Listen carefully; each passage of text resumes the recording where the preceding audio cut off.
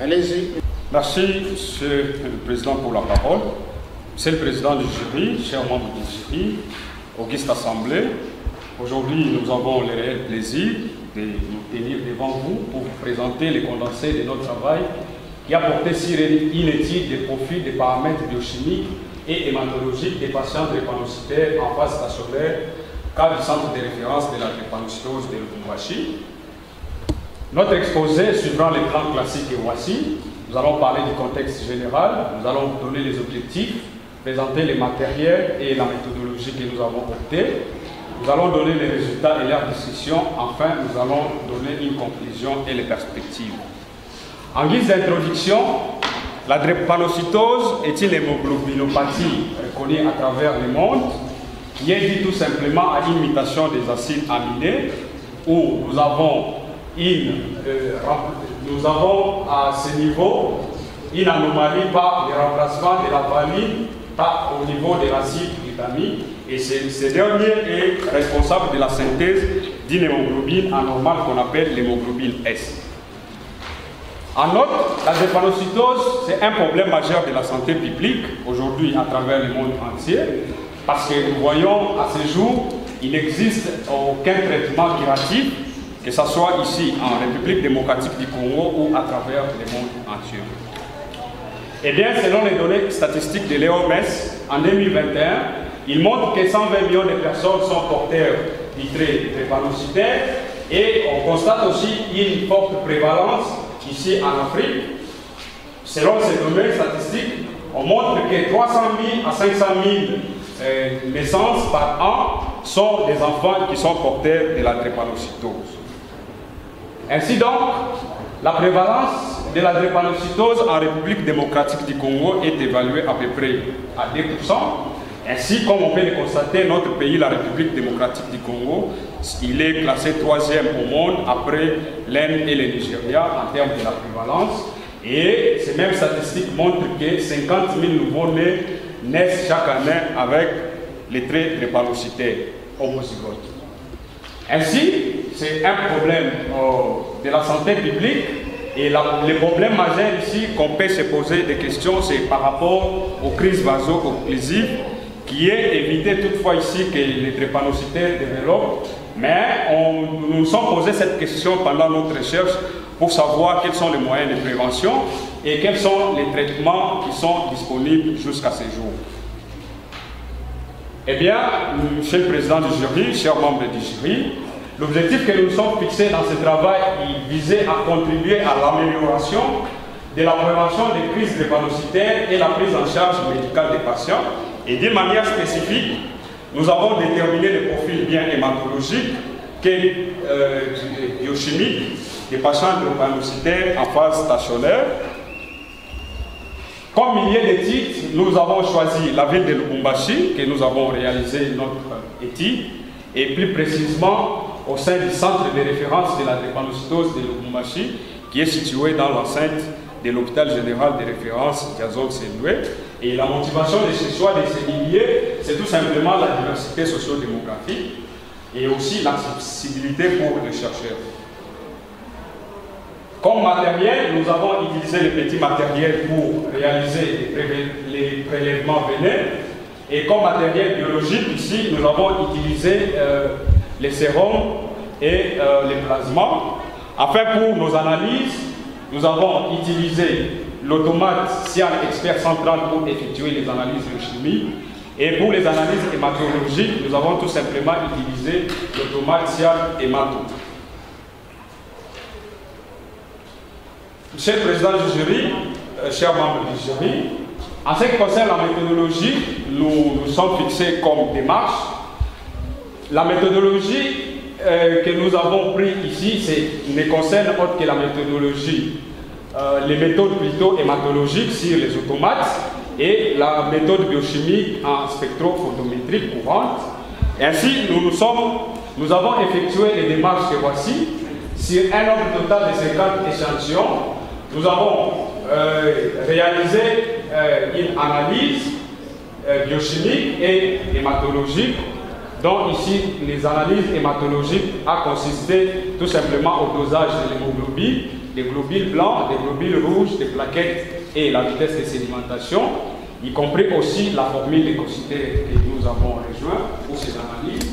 Et en ce qui concerne les analyses biochimiques, nous avons dosé les transaminases, qui est la GOT et la GPT, avec la bilirubine totale, directe et indirecte. Alors, nos résultats ici qu'on a trouvés ont été encodés sur Excel et traités grâce au logiciel RStudio que nous avons pu évaluer les résultats d'une manière statistique. Et les tests de Ki-carré ont été utilisés pour la comparaison des paramètres biologiques avec un seuil de signification inférieur à 0,05. Monsieur le président du jury, chers membres du jury, voilà les résultats que nous avons trouvés. Dans ce premier tableau ici, nous avons réparti les sujets drépanocytaires que nous avons trouvés lors de la réalisation de notre travail. Et il démontre ici qu'il y avait 52% qui étaient des sexes féminins. Et cette prédominance n'est tout simplement qui corrobore avec les études qui ont été menées par Dre en 2012 et Chongo et collaborateurs en 2015. Dans le deuxième tableau, comme on peut le constater ici, nous avons fait une répartition des sujets drépanocytaires selon la tranche d'âge. Et on remarque ici que la tranche d'âge située entre 10 et 20 ans a été majoritaire avec 42%. Et contrairement à la tranche d'âge de 6 mois à 5 ans qui a représenté quant à lui avec 4%. Et nos résultats, on peut le dire ici, ont été comparés à une étude qui a été menée par Nakulma et collaborateurs en 2006. Dans le troisième tableau, comme on peut le constater, nous avons donné la variation des paramètres biochimiques. Et dans ces paramètres biochimiques, ici, nous avons vu qu'il y avait une augmentation de l'activité des transaminases. Et puis, comme on peut le voir encore en deuxième lié ici, il y a eu aussi une augmentation de la bilirubine directe et nos données concordent avec les études qui ont été menées en 2017 par AFSIA et collaborateurs, ainsi que Chimbumbu en 2019. Ainsi, en ce qui concerne la variation des paramètres hématologiques, comme on peut le voir ici, nous avons constaté une augmentation des taux de glycocytes par rapport à la valeur normale. Et il y a eu aussi une lymphocytose à ce niveau avec une augmentation aussi des taux de monocytes. Et ces résultats ici, on les a comparés par rapport à une étude qui a été menée par Chongo en 2015. Il a prouvé de même que nos résultats étaient très proches par rapport à cette étude. Monsieur le Président du jury, en guise de conclusion, ce travail visait à contribuer à l'amélioration de la prévention des crises drépanocytaires et la prise en charge des patients. Mais bien donc ici, nous avons constaté que les profils hématologiques, en ce qui concerne l'hémoglobine, il y avait une anémie modérée, d'où nous avons vu la valeur de l'hémoglobine était située entre plus ou moins 8 grammes par décilitre, et les taux de plaquettes à ce niveau étaient normal. Tandis que les globules blancs ou les leucocytes, nous avons remarqué une augmentation légère au niveau des lymphocytes et les monocytes. Ainsi donc, si on peut le dire, ici, en cas d'une anémie franche chez un drépanocytaire en phase stationnaire, à ce niveau, nous devons plutôt rechercher une crise ou une complication, afin aussi de mener en fait, les traitements en ramenant cette hémoglobine entre les seuils normaux que nous avons évalués entre 8,5 et 12 grammes par décilitre. Et en ce qui concerne les profils biochimiques, ici nous avons constaté tout simplement une hépatite modérée. Cela a été dit au fait qu'il y avait une légère augmentation de l'activité enzymatique des transaminases. Et c'est là aussi on pouvait voir une hyperbilirubinémie directe attribuée à une hémolyse. Alors cette étude préliminaire, nous suggérons qu'elle devait être poursuivie sur un échantillon plus représentatif afin de fournir aux cliniciens un profil hématologique et biochimique caractéristique des patients drépanocytaires en phase stationnaire pour essayer de voir la prise en charge, une bonne prise en charge pour les patients qui présenteront des crises. Monsieur le Président du jury, nous ne pouvons pas clore cet exposé sans toutefois dire merci au professeur Albert Lunganga Ochoudi qui a dirigé ce travail. Nous disons merci également à notre encadreur, les pharmaciens les chefs de travaux Ali Kaponda pour son encadrement. Nous disons également merci au professeur Arsène Kabamba pour ses observations les plus pertinentes pendant la rédaction de notre travail. Disons merci. Voilà, donc c'est bien. Alors on va passer à l'échange. Professeur Albert, vous avez donc la parole pour échanger avec M. Kouete pendant 5 minutes. Vous avez la parole.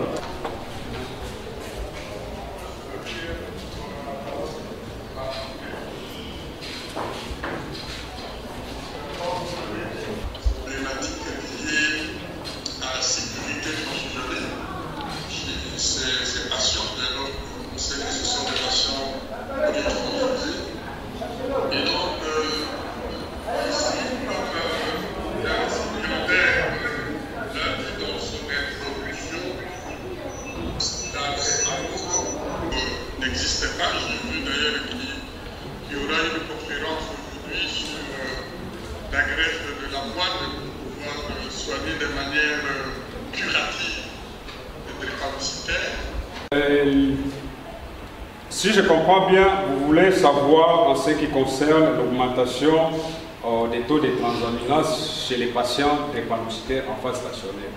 Ici, la réponse à cette question, on peut dire tout simplement, ici, les transaminases, entre autres la GOT et la GPT, ce sont des paramètres qu'on essaie d'évaluer au niveau hépatique et nous voyons quand il y a hémolyse, donc c'est-à-dire il y aura une destruction importante des globules rouges et ce qui va faire à ce qu'au niveau du foie, il y aura une forte activité. Donc le foie va avoir une forte activité concernant la formation des globules rouges. Et à ce niveau ici, nous allons voir au niveau du foie, il y aura la bilirubine qui n'était pas conjuguée, sera conjuguée également au niveau du foie, d'où il y aura une forte augmentation de l'activité des transaminases au niveau du foie. Et bien tout simplement, on peut voir ici cette hépatite.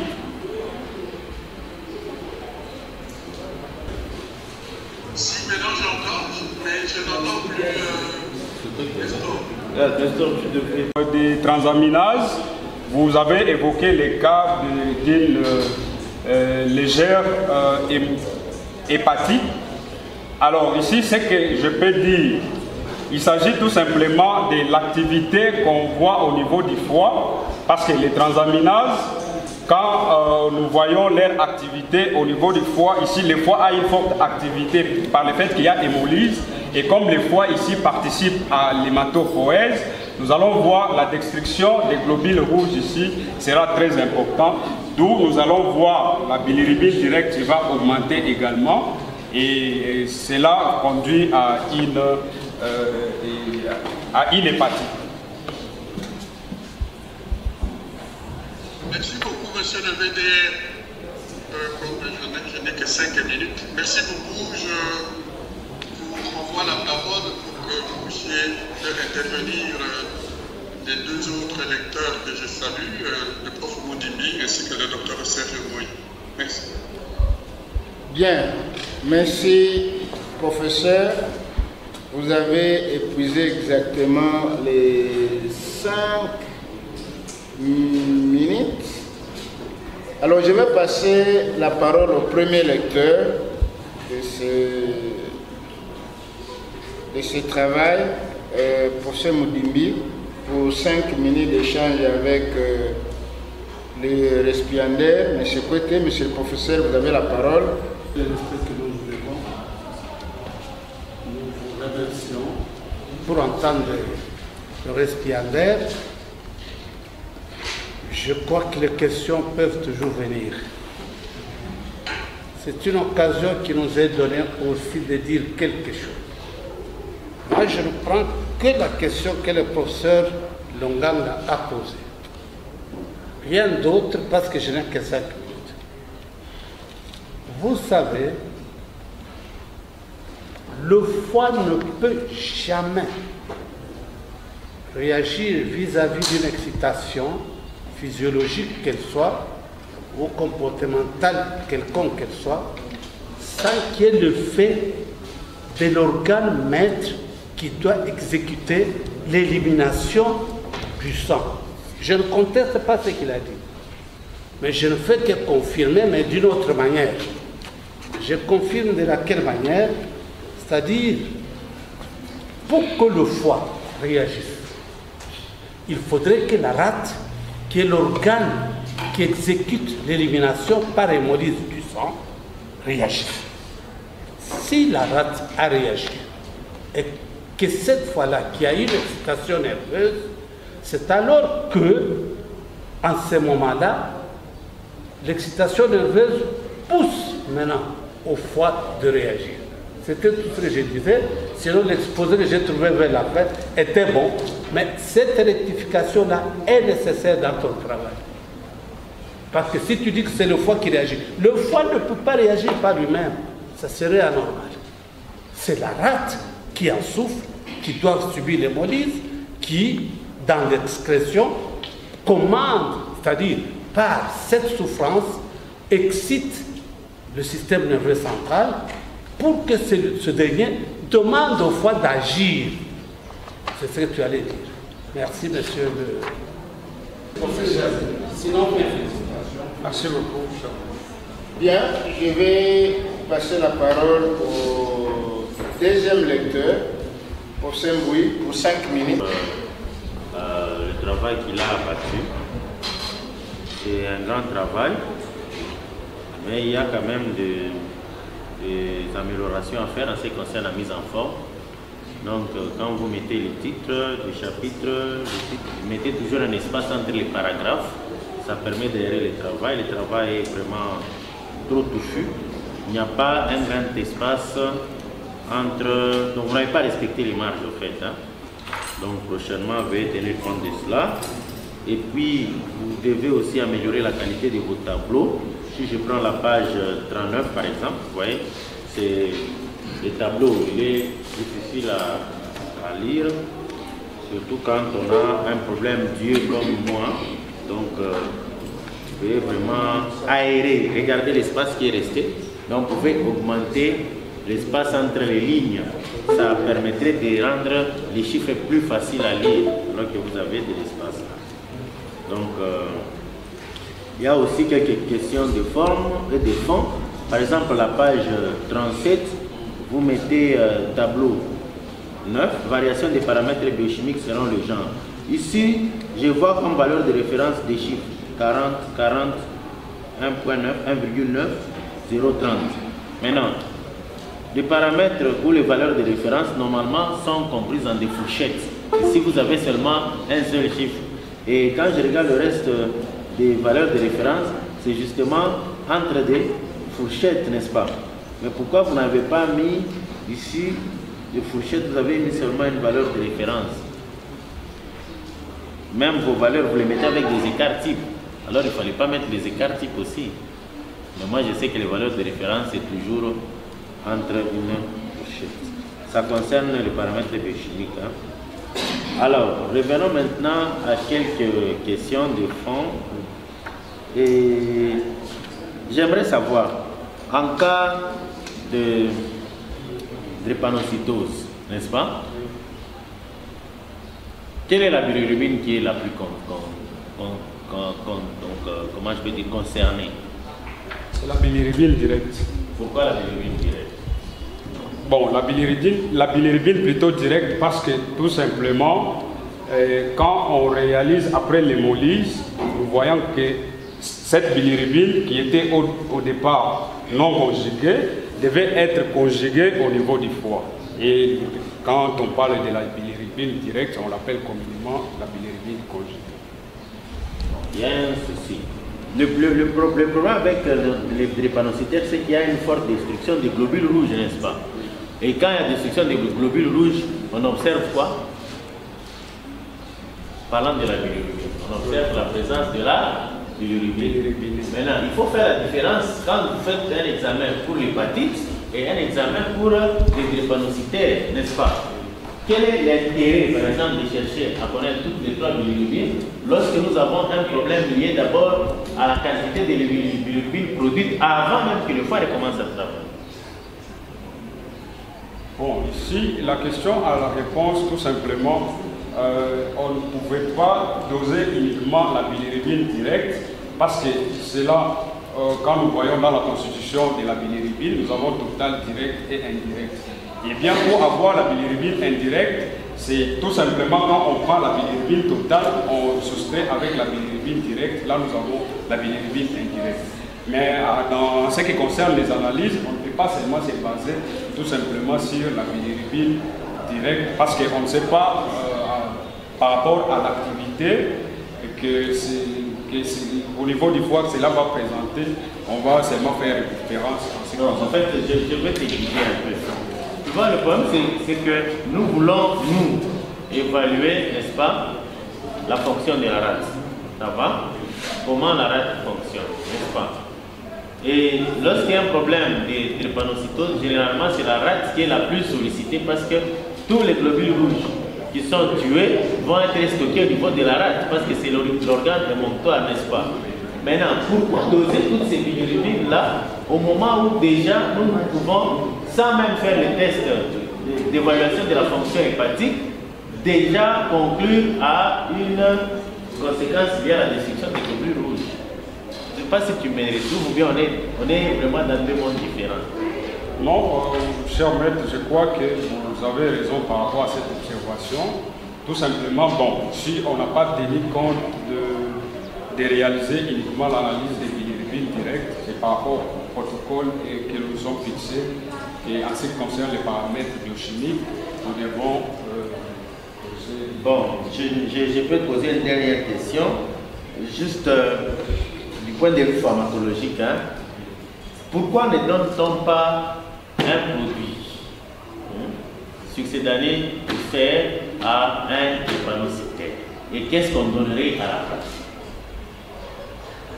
On ne dit pas qu'on ne donne pas seulement, on donne pas les produits à un drépanocytaire. Ici, nous voyons, selon les données bibliographiques, nous avons vu qu'il était très important de donner l'acide folique comme supplément auprès des personnes qui présentent la drépanocytose. Non, je n'ai pas bien compris la question. J'ai dit ceci. Pourquoi ne donne-t-on pas un médicament qui contient le fer directement pour faire donner l'acide folique à un drépanocytaire? Oui, parce qu'ici, nous avons, bon, pour tout justement éviter les cas où nous allons tomber à une peut-être hémochromatose, ou soit nous allons voir le stockage de fer qui sera plus important chez la personne qui présente une drépanocytaire. C'est là où on doit éviter de donner les produits qui contiennent le fer, parce que tout simplement, quand nous voyons dans la constitution de l'hémoglobine, il y a le fer. Alors que l'hémoglobine qui est anormale, qui existe chez les patients drépanocytaires, le fait qu'on va donner encore les médicaments qui contiennent le fer aura toujours donc, un impact par rapport à l'hémolyse, où nous aurons un nombre très important de globules rouges anormales qui va seulement s'accumuler dans le fer. Monsieur le doyen, je pense que j'ai terminé, mais c'est beaucoup plus. Bien, merci. On va donc libérer M. Pété. Devant une impasse, tu me montres notre. Ça n'a pas de sens, c'est le mystère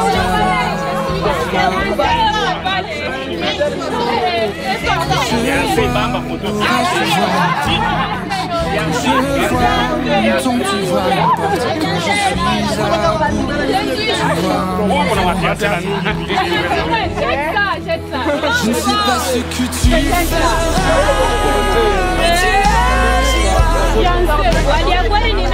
Je ne sais pas ce que tu fais.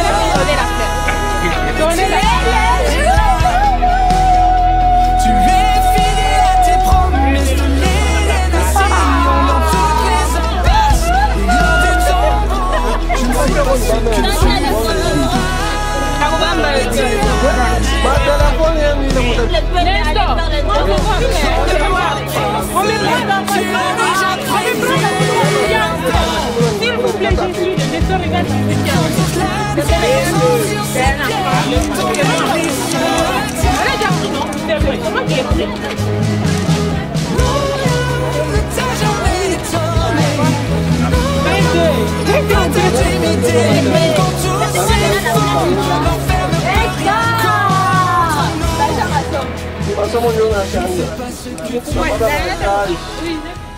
Je suis Nestor Bopé, je suis étudiant finaliste à l'Université de Lubumbashi à la faculté des sciences pharmaceutiques.